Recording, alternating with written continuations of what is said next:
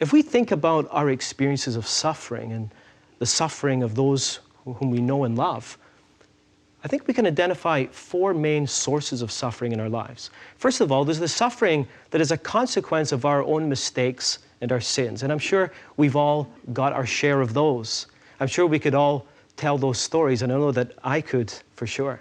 A couple of weeks ago when we spoke about sin, we said that sin wasn't about simply breaking rules, that sin was actually doing something, thinking something, speaking something that would bring about harm, that would either hurt ourselves or other people.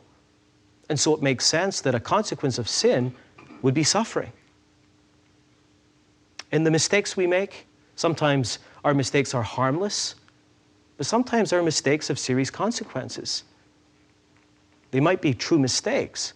We might not have intended to cause harm.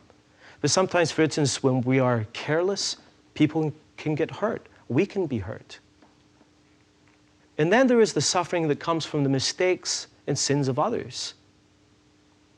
No sin is private.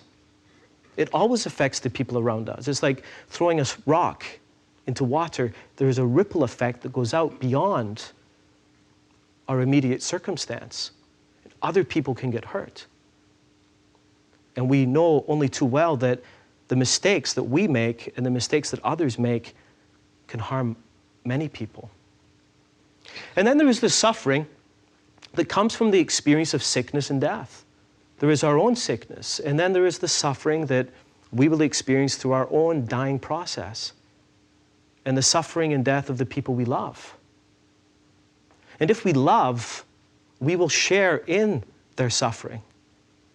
Because if we love, we will be compassionate. And the very word compassion means to suffer with. And then there is the suffering that comes through natural disasters or accidents.